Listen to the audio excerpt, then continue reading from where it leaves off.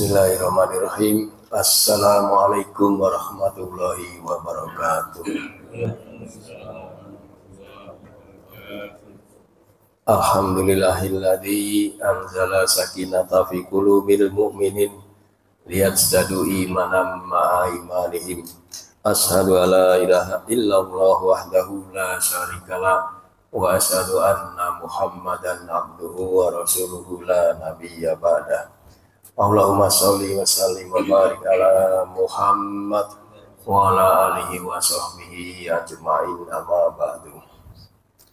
Jamaah Masjid Al-Nasr rahimakumullah, terus kita bersyukur atas nikmat yang terus diberikan kepada kita semua, sehingga di pagi hari ini kita masih diberi kesempatan untuk bisa mendapatkan berbagai manfaat.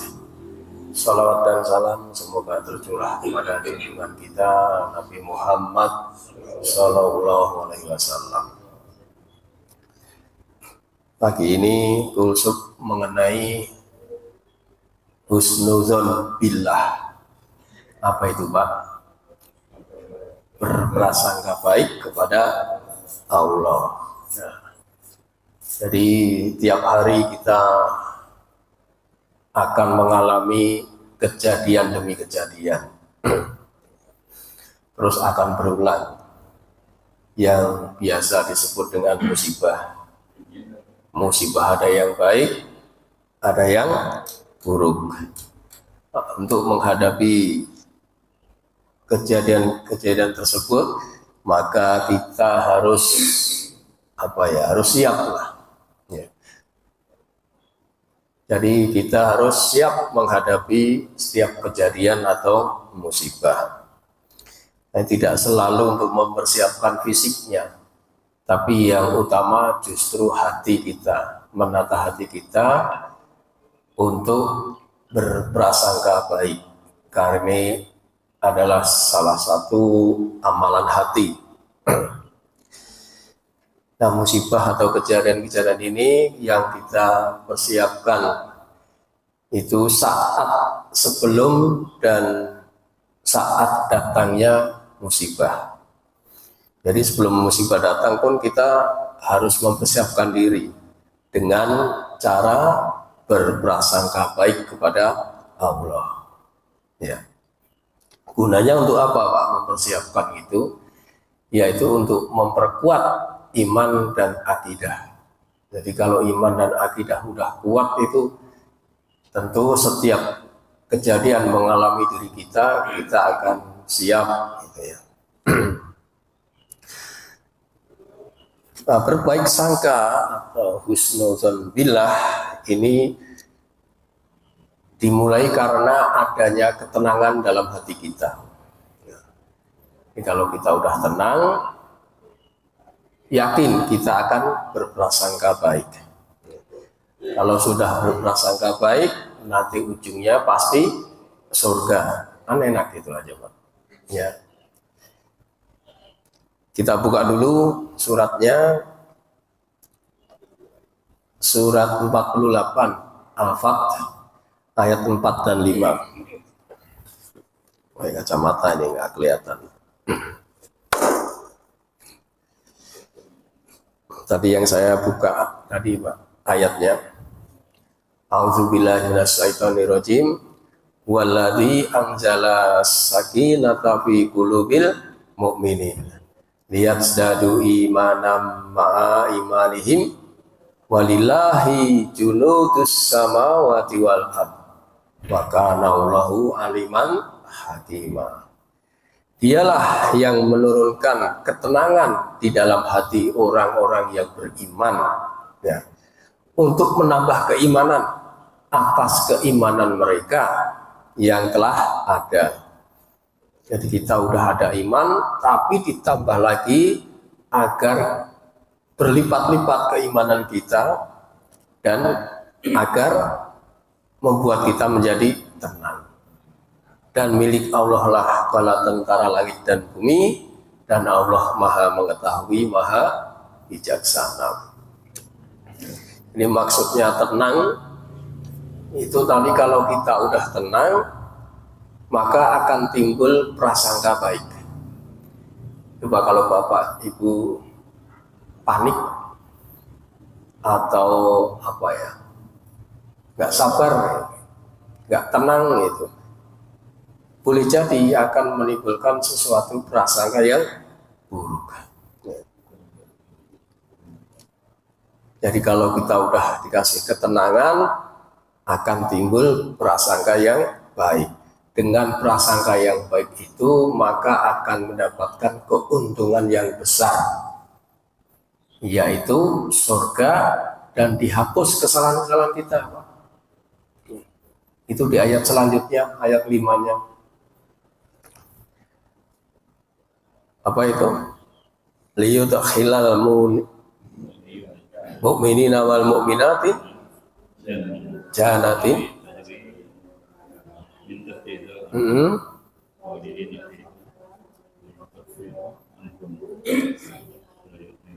ya.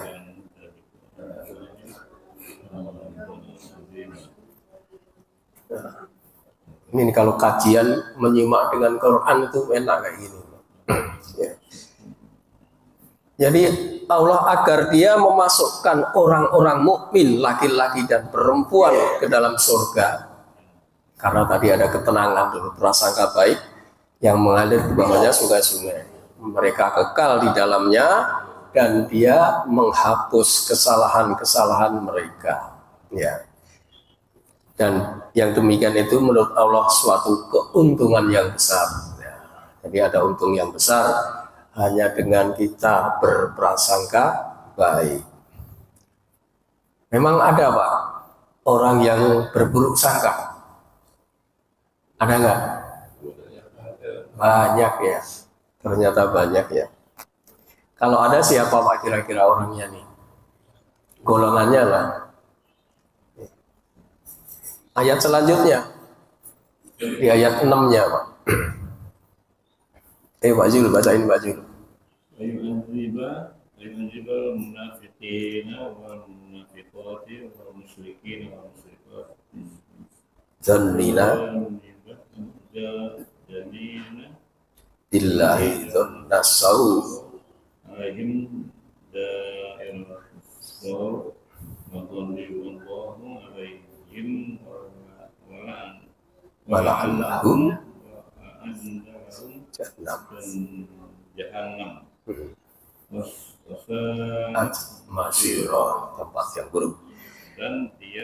Dan dia mengazab orang-orang munafik laki-laki dan perempuan, satu orang munafik dan juga orang-orang musyrik, dua orang musyrik laki-laki dan perempuan yang berprasangka buruk terhadap Allah, ya. Jadi orang musyrik dan orang munafik, mereka akan mendapatkan giliran azab yang buruk dan Allah murka kepada mereka dan mengutuk mereka, melaknatnya, serta menyediakan neraka jahanam bagi mereka. Dan neraka jahanam itu tempat seburuk-buruknya tempat kembali. Apa ini contoh berprasangka buruk ini Pak? Berprasangka buruk itu seperti nuduh kan, Allah nggak adil misalnya gitu. Banyak orang gitu ya ngomong gitu ya, seperti yang dikatakan banyak orang munafik dan musyrik itu. Mosok dia nggak sholat kaya itu, kita yang sholat tiap hari begini-begini aja ya Pak Sofyan ya, iya kan? Iya, itu yang nggak sholat itu yang tiap hari begituan kaya ya Pak ya. Atau contoh lain misalnya mendung ini, hujan, banjir ini. Nah, itu adalah seuzon-seuzon kepada Allah. Kalau kebiasaan orang itu seuzon, yang didapat yang diseuzoni Pak. Kalau berprasangka buruk, yang ia dapat juga prasangka buruk, dan sebaliknya. Jadi Allah itu tergantung prasangka hambanya. Kalau hambanya berprasangka buruk, ya ia dapat keburukan. Kalau baik, ya ia dapat kebaikan. Sebagaimana Allah Ta'ala berfirman, ini hadis qudsi ya, bukan Quran ya, walaupun dikatakan Allah Ta'ala berfirman, aku sesuai persangkaan hambaku, maka berprasangkalah kepadaku menurut apa yang dia kehendaki. In dzanna bi khairan falahu wa in dzanna sarron falahu. Jika ia berprasangka baik kepadaku, maka kebaikan itu untuknya. Dan jika ia berprasangka buruk, maka itu untuknya. Hadis riwayat Imam Ahmad. Nah, untuk terhindar dari kejadian-kejadian prasangka buruk itu, maka yang penting kita bisa menjaga lisan, Pak. Jangan ngomong sembarangan. Itu nih diperhatikan, Pak. Kadang-kadang kan kita nggak sadar, Pak. Udah mendung, banjir dah. Ya. Jadi kita perlu jaga lisan. Jadi berprasangka baik ini karena kita itu diperintah untuk berprasangka baik. Sebagaimana Rasulullah SAW bersabda, la yamutanna ahadukum illa wa huwa yuhsinu billahi dzon. Janganlah salah seorang di antara kalian mati, maksudnya sebelum mati, melainkan ia harus berhusnudzon pada Allah. Dia berprasangka baik kepada Allah. Ini pentingnya. Ini berkaitan dengan surat ketiga ayat 102 itu, Pak, yang biasa khotib bacakan itu. Ya ayyuhalladzina amanu taqullah haqqa tuqati wa la tamutunna illa wa antum muslimun. Ya. Jadi diseru orang-orang yang bermukmin itu bertakwalah kepada Allah dengan takwa yang sebenar-benarnya, dan janganlah kamu mati kecuali dalam keadaan berserah diri atau muslim. Di tafsir dari ayat ini, sebelum mati kita harus punya iman. Ya, seperti tadi, Pak. Dikasih diturunkan ketenangan kepada orang yang beriman. Kita harus punya iman, kita harus gemar sedekah, dan kita harus berprasangka baik. Ya. Ini termasuk amalan hati yang paling agung, dan kewajiban orang beriman adalah husnudzon billah. Bacakan hadisnya dulu. Dari Abdullah bin Amr, dia menceritakan bahwa Rasulullah SAW pernah bersabda, man ahabba an yuzahzaha an-nara wa yadkhulul jannah wal tudrihu manitta'uhu wa huwa manitta'uhu. Barang siapa yang suka bila dijauhkan dari neraka dan dimasukkan ke dalam surga, maka hendaklah ia di saat kematian mendatanginya, dia dalam keadaan beriman kepada Allah dan hari akhir. Jadi kita harus beriman kepada Allah dan hari akhir sebelum dicabut nyawanya. Kedua, hendaklah dia memberikan kepada orang lain apa yang dia sukai bila diberikan kepada dirinya sendiri. Artinya gemar sedekah, menjadi dermawan. Lalu berprasangka baik. Sebelum mati berprasangka baik. Dari Jabir bin Abdullah Al-Ansari, dia berkata, aku mendengar Rasulullah SAW bersabda 3 hari sebelum beliau wafat. Ya. La yamutanna ahadukum illa wa huwa yuhsinu dzanna billahi azza wa jalla. Janganlah salah seorang dari kalian mati terkecuali dia dalam keadaan berbaik sangka kepada Allah azza wa jalla. Hadis riwayat Muslim. Itulah pentingnya kita berprasangka baik Maka ketika kita mati, tadi ayat tadi mengatakan pasti akan dimasukkan ke dalam surga. Karena berprasangka baik ini, Pak, termasuk ibadah yang paling tinggi, Pak. Kata Rasulullah, ini bukan kata saya, ibadah yang paling tinggi. Di mana Rasulullah SAW bersabda, Inna husna dhanni billahi min husni ibadatillah. Sesungguhnya husnuzon kepada Allah adalah termasuk ibadah terbaik kepada Allah. Hadis riwayat Tirmizi. Terbaik loh Pak ibadah. Karena ini amalan hati. Ya, amalan hati ya kita dan Allah aja yang tahu. Dan Allah itu tidak akan membuat kecewa pada hambanya yang berbaik sangka kepadanya. Karena Allah tidak akan mengecewakan harapan orang yang berharap menganggap amalan orang yang beramal. Jadi kebaikan-kebaikan itu akan diapresiasi oleh Allah. Bagaimana Allah berfirman dalam surat Hud 115. Wa usbir fa innallaha la yudhi'u ajral muhsinin. Dan bersabarlah karena sesungguhnya Allah tiada menyia-nyiakan pahala orang yang berbuat kebaikan. Termasuk berprasangka baik ini adalah suatu kebaikan. 115 Pak.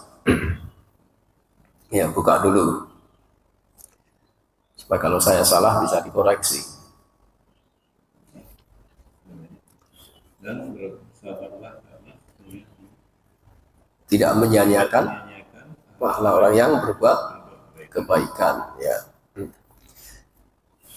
Jadi kebaikan ini harus diikutin dengan kebenaran menurut, kalau nggak salah, Ibnu Qayyim ya, Al-Jauziyah, berbuat baik di sini dalam koridor syariat, bukan asal-asalan.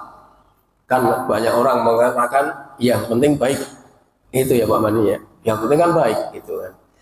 Ternyata menurut beliau itu nggak begitu, karena baik harus diikutin dengan kebenaran. Sebab kalau hanya mengatakan seperti itu, justru bisa merugikan dirinya sendiri, Pak. Kalau Bapak ingat, dulu pernah saya sampaikan surat Al-Kahfi, ayat 103, 104 itu. Mungkin bisa dibuka lagi. Ya, Al-Kahfi, surat ke-18, ayat 103, 104. Qul hal nunabbi'ukum bil ahsarina a'mala. Katakanlah Muhammad, apakah perlu kami beritahukan kepadamu tentang orang-orang yang paling rugi perbuatannya? Nah, siapa ini yang paling rugi? Ayat selanjutnya, alladzina dhalla sa'yuhum fil hayati dunya wahum yahsabuna anahum yuhsinuna sun'a, yaitu orang-orang yang sia-sia perbuatannya dalam kehidupan dunia, sedangkan mereka mengira telah berbuat sebaik-baiknya, tapi ternyata dia rugi karena kebaikan atau perbuatan baiknya itu menurut hawa nafsunya, tidak menurut apa yang dicontohkan oleh Rasulullah SAW. Misalnya apa Pak? Saya berbuat baik tapi kok rugi. Misalnya apa? Korban Pak. Korban pakai ayam boleh nggak? Hah? Boleh? Nggak boleh kan? Nggak boleh korban pakai ayam. Tapi kan korban ayam kan baik itu kan, menurut dia baik, tapi tidak sesuai dengan syariat, rugi itu kan. Ya. Atau zakat fitrah 1 kilo, boleh nggak? Zakat fitrahnya baik, 1 kilonya nggak sesuai dengan aturan. Ya, ya. Kalau nggak bisa zakat fitrah, nggak bisa jadi muzaki, ya jadi mustahik, malah dikasih. Kan? Jadi berbuat baik harus dilakukan dengan kebenaran sesuai dengan syariat. Ya. Nah, sekarang berbaik sangka kepada Allah. Ini ada beberapa ya, 1, 2 atau 3 nih. Yang pertama, cara berbuat baik, berprasangka baik kepada Allah adalah meyakini Allah itu maha baik di setiap kejadian. Di setiap kejadian atau musibah, kita yakini bahwa Allah maha baik. Innallaha thayyibun. Sesungguhnya Allah maha baik. Dan di tangannya segala kebaikan. Biyadikal khair. Tuh. Masih ingat nggak ayatnya apa itu, Pak? Qulillahumma malikal mulki tu'til mulka man tasha wa tanzilul mulka mimman tasha wa tudhillu man tasha biyadikal khair. Ali Imran ayat berapa? 26 ya. Ali Imran ayat 26. Maka di tangan engkau lah segala kebaikan. Sungguh Allah Maha Kuasa atas segala sesuatu. Contoh kebaikan Allah, Pak. Contoh kebaikan Allah ini ketika Nabi dan sahabat ketika di suatu tempat mau melaksanakan sholat, tapi nggak dapat air. Maka turun ayat yang namanya tayamum. Itu, Pak. Itu asbabul wurudnya tayamum. Kita bacakan hadisnya. Kalau suratnya kan di Al-Maidah ayat 6 dan An-Nisa ayat 43 itu mengenai tayamum.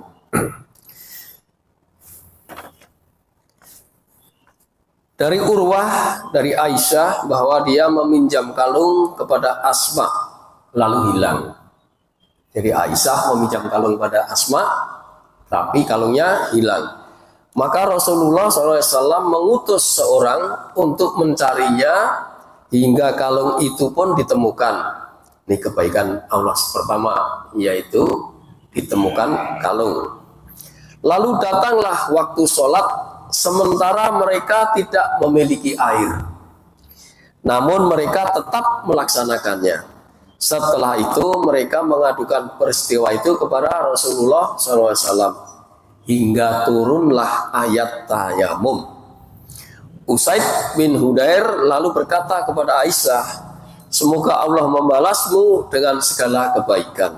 Sungguh demi Allah,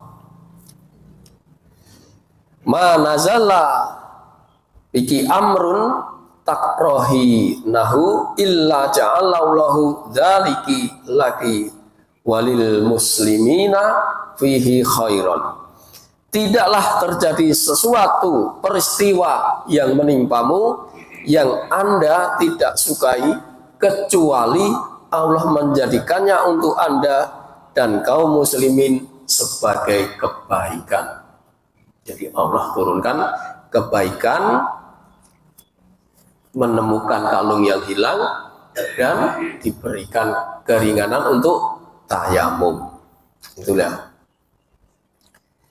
Jadi kaum muslimin sebagai kebaikan itu artinya orang yang beriman tahu bahwa semua kejadian adalah kebaikan Allah. Jadi orang yang beriman itu tahu bahwa semua kejadian adalah kebaikan Allah, termasuk kalung yang hilang tadi. Itu adalah kebaikan Allah dengan ditemukannya kalung tersebut. Ya. Kebaikan ini juga bisa disebut rahmat Allah. Ya. Karena kasih sayang Allah. Kita buka surat Al-An'am ayat 12. Pak. Surat ke-6 ayat 12.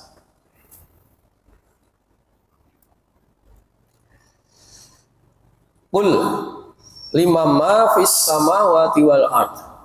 Qulillah kataba ala nafsihir rahmah. La yajma'annakum ila yaumil qiyamah. La raiba fihi. Alladzina khasiru anfusahum fahum la yu'minun. Katakanlah Muhammad, milik siapakah apa yang di langit dan di bumi? Milik Allah. Dia telah menetapkan sifat Rahman, kasih sayang pada dirinya.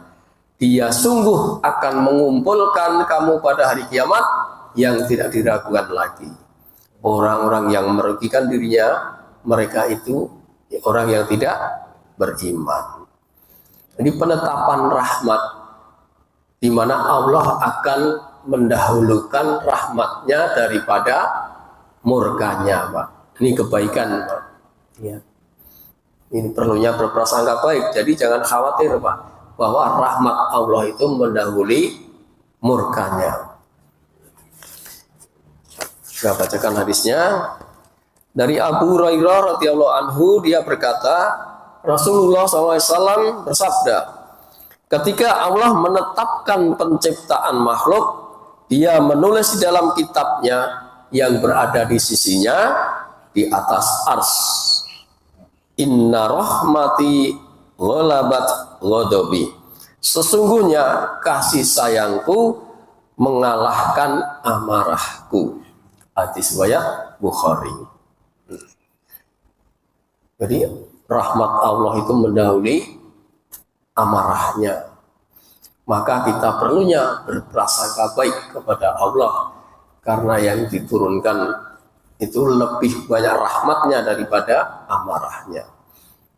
Bahkan ketika kita berbuat dosa saja, itu enggak Allah langsung hukum, enggak Allah langsung catat dosanya, ditunggu sampai saat 6 jam, ya kurang lebih 6 jam lah itu ya.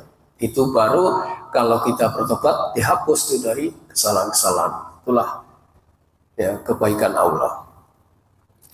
Lalu yang kedua, rahmat atau kebaikan maknanya Allah mengampuni orang-orang yang bertobat. Ya. Bayangkan kalau Allah tidak mengampuni, Pak. Ya. Ini Al-An'am 54, Pak. Masih di Al-An'am 54. Wa idza ja'akal ladzina yu'minuna bi ayatina faqul salamun alaikum kataba rabbukum ala nafsihir rahmah innahu man amila minkum su'am bi jahalatin summa taba min ba'dihi wa aslah fa annahu ghafurur rahim. Dan apabila orang-orang yang beriman kepada ayat-ayat kami datang kepadamu, maka katakanlah salamun alaikum, selamat sejahtera untuk kamu. Ini kalau kita ketemu salam, Pak, ya, karena ini mendoakan. Terus Tuhanmu telah menetapkan sifat kasih sayang pada dirinya, yaitu barang siapa yang berbuat kejahatan di antara kamu karena kebodohan, karena belum tahu kebodohan, Pak, kemudian dia bertobat setelah itu dan memperbaiki diri, maka dia Maha Pengampun, Maha Penyayang. Jadi kalau dulu kita belum tahu ilmunya karena kebodohan, karena jahil, ya, berbuat salah, lalu bertobat, kata Allah apa? Allah Maha Pengampun, Maha Penyayang. Inilah kebaikan Allah, memberikan ampunan dan taubat. Enak nggak, Pak? Jadi maka kita sering-sering beristighfar, sering bertobat. Maka dikatakan oleh Rasulullah dalam sehari kita beristighfar dan bertobat 100 kali. Nah, dalam redaksi lain 70 kali. Silahkan dipilih. Nah, setiap kejadian atau musibah tadi adalah bentuk rahmat Allah, kasih sayang Allah. Rahmat itu kan ada dua, Pak, yaitu Rahman dan Rahim. Ya, Rahman artinya apa, Mak? Pengasih. Semua dikasih. Orang munafik, orang kafir, orang zalim, siapa saja dikasih. Tapi begitu Rahim, Allah penyayang, nggak semua disayang. Kemarin sudah saya sampaikan bahwa orang yang diberi iman itu orang yang disayangi Allah. Ya, tidak semua ternyata kan kita bisa lihat tidak semua orang beriman. Berarti ada yang tidak disukai. Nah, setiap kejadian baik atau buruk itu karena kelakuan manusia itu sendiri, disebabkan karena dosa. Ini, Pak. Jadi disebabkan karena ada dosa. Di setiap kejadian musibah karena kelakuan manusia itu sendiri. Kita buka dulu As-Syu'ara surat ke-42 ayat 30. Surat 42 ayat 30. Ketemu Pak Zul? Ya, silakan Ibu.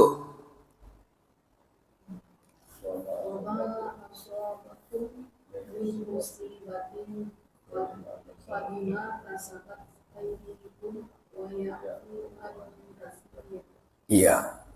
Dan musibah apapun yang menimpa kamu adalah karena perbuatan tanganmu sendiri. Dan Allah memaafkan banyak dari kesalahan-kesalahanmu. Maksudnya Allah memaafkan dosa-dosa yang sudah ditaubati. Kan dosa kita banyak, ya. Tapi nggak bisa dirinci. Dosa yang mana yang sudah kita taubati dari dulu sampai sekarang. Ada sebagian yang belum ditaubatin. Ini akhirnya Allah turunkan suatu musibah dengan kejadian itu untuk menghapus dosa-dosanya. Nah, rahmat Allah, kasih sayang Allah itu dalam bentuk musibah untuk menghapus dosa-dosanya. Maka saya katakan tergantung manusianya untuk menyikapi musibah itu.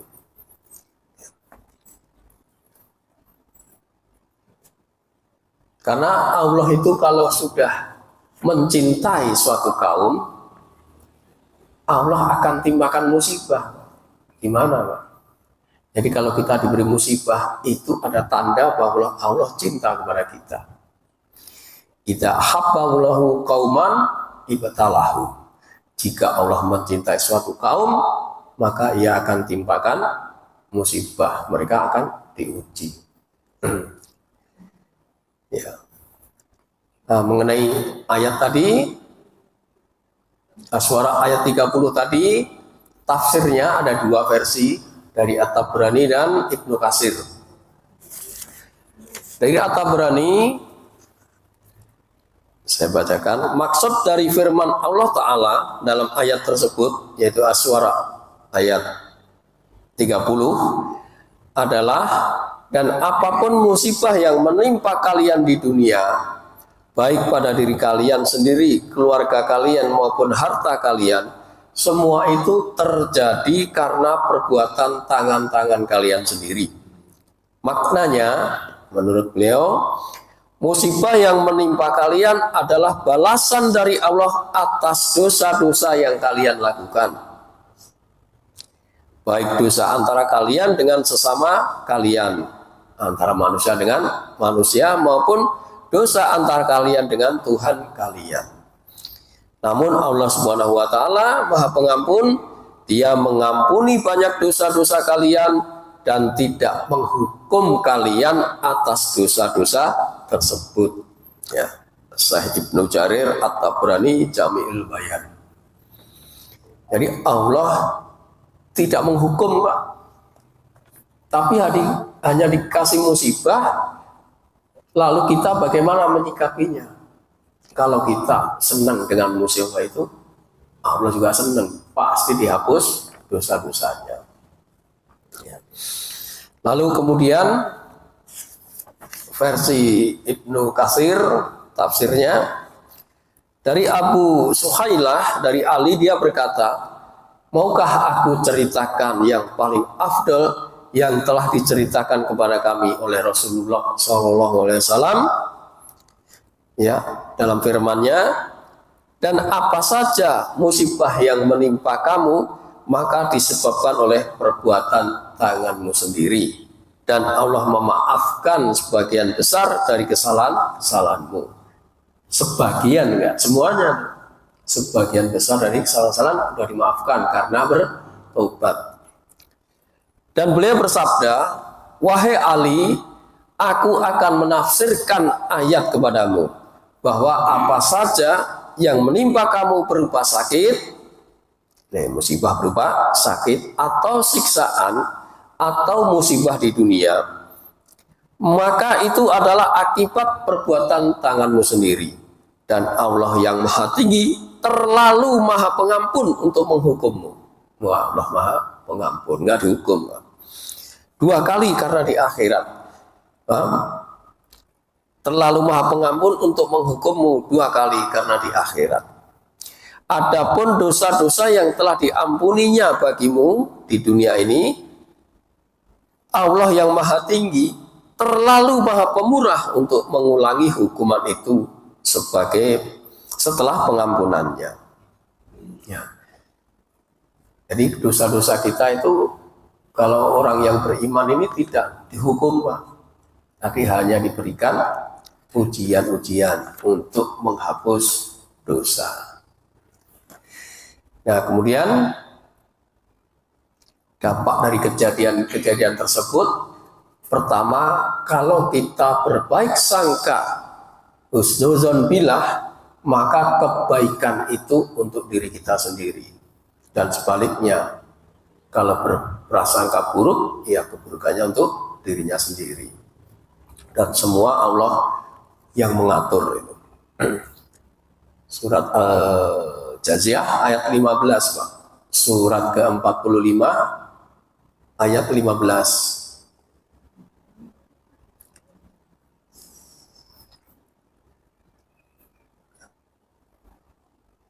Itu ya, surat 45 ayat 15. Bacain Ibu.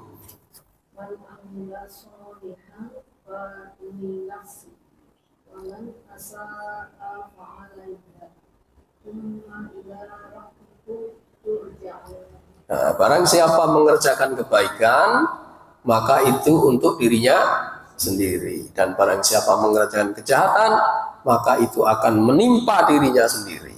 Ya, tadi ya, sesuai dengan ayat tadi. Kemudian kepada Tuhanmu akan dikembalikan. Itu yang pertama. Kedua, kalau dikasih musibah, itu hendaknya orang beriman itu harus introspeksi, ya. Sadar lalu bertobat, gitu. Surat Rum ayat 41. Surat ke-30 ayat 41. Zaharal fasadu fil barri wal bahri bima kasabat aydin nas liyudhiqahum ba'dal ladzi amilu la'allahum yarji'un. Telah tampak kerusakan di darat dan di laut disebabkan perbuatan tangan manusia. Allah menghendaki agar mereka merasakan sebagian dari akibat perbuatan itu, perbuatan mereka, agar mereka kembali ke jalan yang benar. Maksudnya bertobat. Setelah dia merusak, dikasih musibah, sadar harusnya gitu, terus aksi bertobat. Jadi kalau kita memberikan mudarat kepada orang lain, sejatinya kemudaratan itu untuk dirinya sendiri. Ini yang kadang kita tidak sadar. Misal Pak, kemudaratannya itu apa?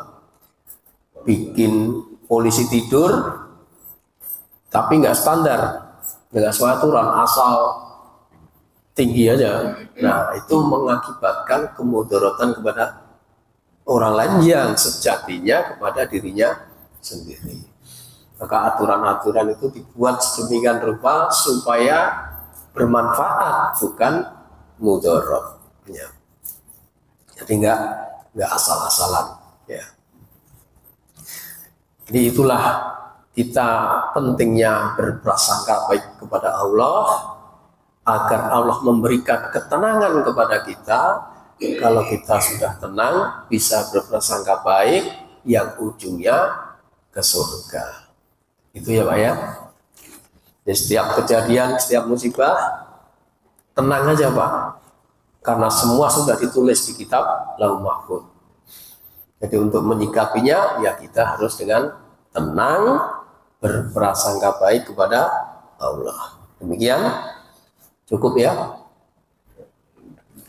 Barangkali ada tambahan atau pertanyaan, silakan. Iya, silakan. Kalau tadi Bapak bilang kita menjaga lisan untuk berprasangka baik. Iya. Bagaimana lisan, bukan lisan tapi dalam hati gitu. Iya. Itu termasuk berprasangka, maksudnya termasuk dosa juga ke hati. Tapi apakah kita juga maksudnya apakah itu juga salah satu berprasangka buruk yang menjadi dosa? Iya Bu. Makanya antara hati dan lisan itu harus sinkron Bu. Kalau apa yang kita di hati kita itu berprasangka buruk, itu dimungkinkan apa yang dikeluarkan juga prasangka yang buruk. Maka baiknya kita berprasangka baik dengan cara menjaga lisan. Dengan menjaga lisan itu, maka akan timbul tadi ketenangan. Hati kita akan tertata dengan baik. Jangan sampai hati kita berprasangka buruk lah ya. Itu yang akan keluar juga nanti prasangka buruk kepada Allah. Ya pentingnya untuk menjaga lisan itu. Mulai kalau menjaga lisan ini diuraikan banyak sekali. Makanya Rasulullah itu berpesan, barang siapa yang beriman kepada Allah dan hari akhir, maka berkatalah yang baik atau diam. Itulah Bu.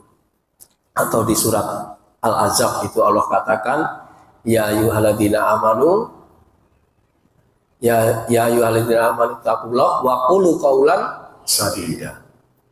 Ya orang yang beriman bertakwalah kepada Allah dan berkatalah dengan perkataan yang benar. Nah itu pesan-pesan dari Quran maupun hadis yang kita berusaha Pak, Bu, kita sama-sama untuk berusaha berhusnuzon kepada Allah dengan ucapan-ucapan yang baik.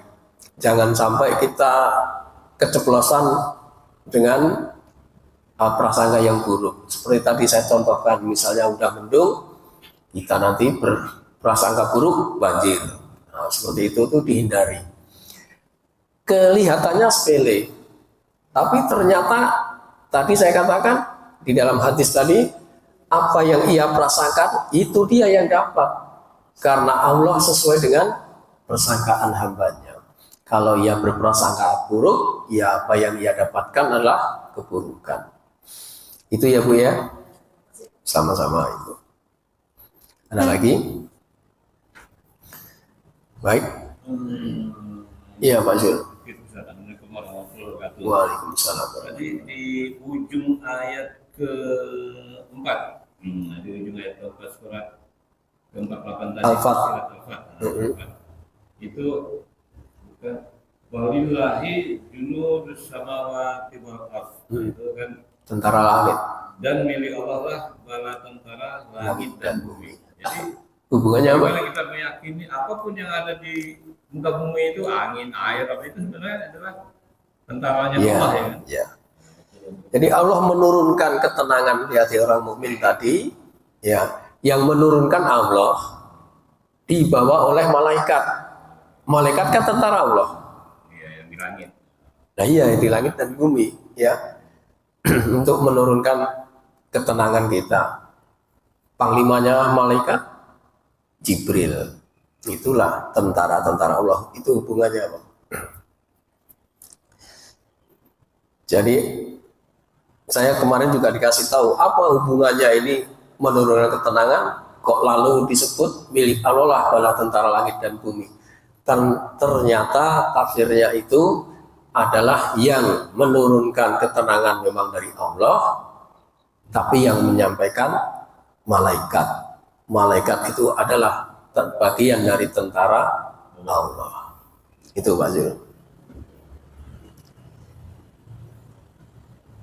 Oke, baik, kita baca kafaratul majelis. Subhanakallahumma wa bihamdika asyhadu an la ilaha illa anta astaghfiruka wa atubu ilaik. Subhanakallahumma rabbika rabbil izzati amma yasifun. Wassalamun alal mursalin walhamdulillahi rabbil alamin. Assalamualaikum warahmatullahi wabarakatuh.